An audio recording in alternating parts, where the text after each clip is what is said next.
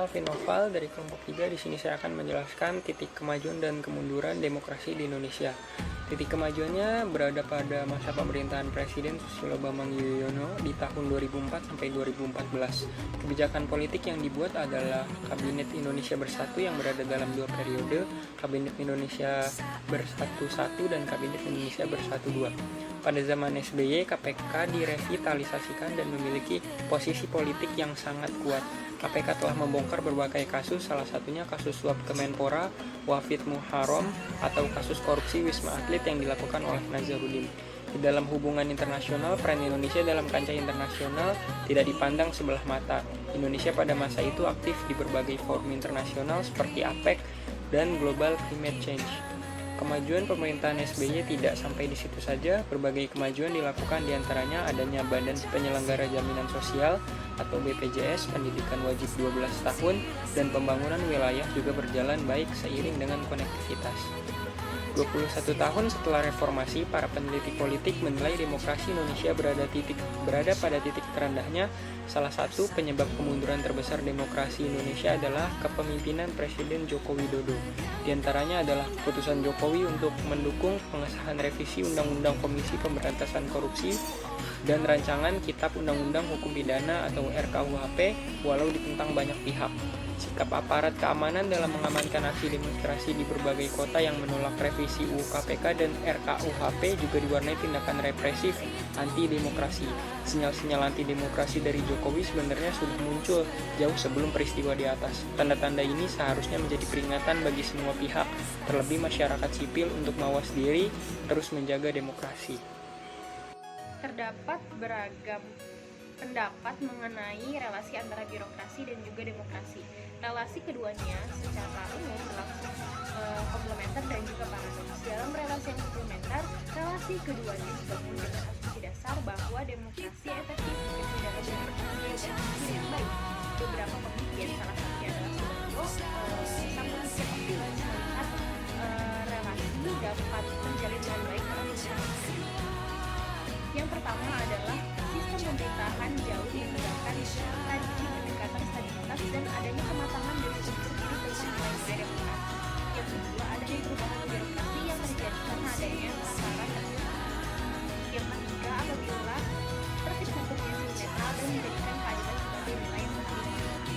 Sebaliknya, relasi keduanya kalau berlaku secara paradoks merupakan perkembangan demokrasi yang negatif sebenarnya, karena adanya ekspansi birokrasi yang biasa diikuti dengan kecenderungan untuk menjadi sentralistik dalam pembangunan politik.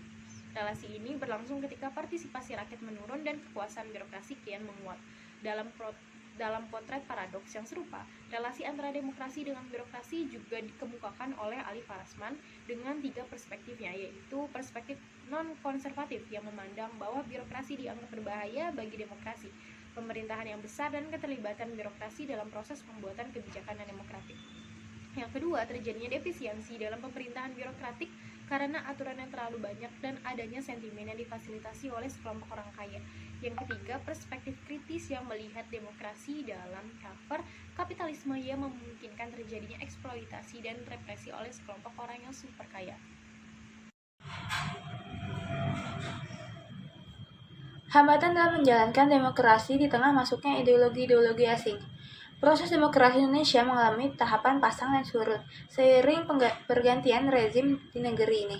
Bertahun-tahun demokrasi telah diterapkan di negeri ini, tetapi kenyataannya belum bisa menghadirkan tata kelola pemerintahan yang baik.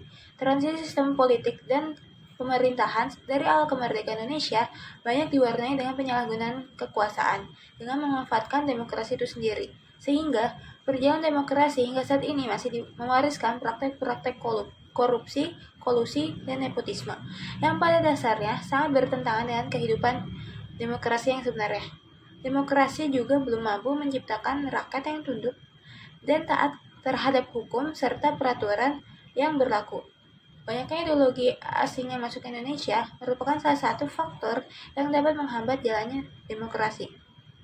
Adapun beberapa faktor penghambat jalannya demokrasi di Indonesia, yang pertama, tingkat pendidikan yang masih rendah sehingga kurang dapat memahami kedisiplinan dan dalam bermasyarakat dan bermusyawarah.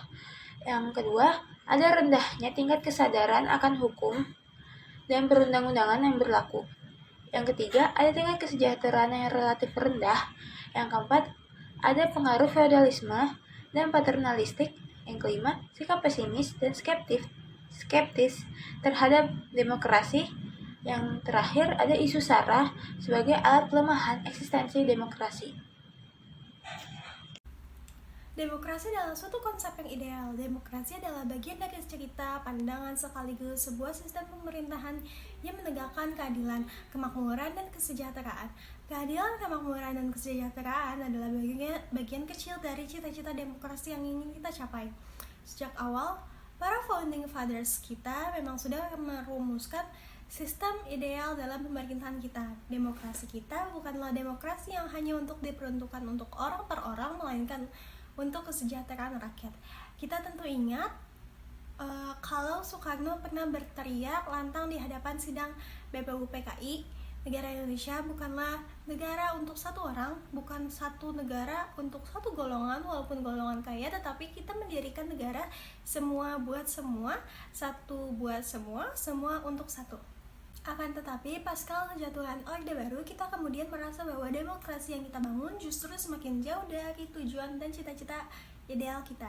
Kemiskinan semakin bertambah, utang negara semakin banyak, sampai dengan kedaulatan ekonomi, politik, dan kebudayaan kita semakin melemah. Sementara di sisi lain, krisis identitas semakin merajalela, kurangnya sikap persatuan dan kesatuan sampai dengan kemunculan tantangan separatis, maut, sampai dengan terorisme dalam bidang ekonomi, banyak pejabat dan elit korupsi, sikap dan tenggang rasa, dan tolong-menolong semakin hilang. Menurut sistem demokrasi, pada masa Jokowi ini dinilai berjalan dengan baik. Hal itu tercermin dari hasil survei Indonesia, kinerja 1 tahun Jokowi Ma'ruf Amin dan COVID-19 di Indonesia yang dilakukan lembaga survei Indobarometer pada 10-17 Oktober 2020.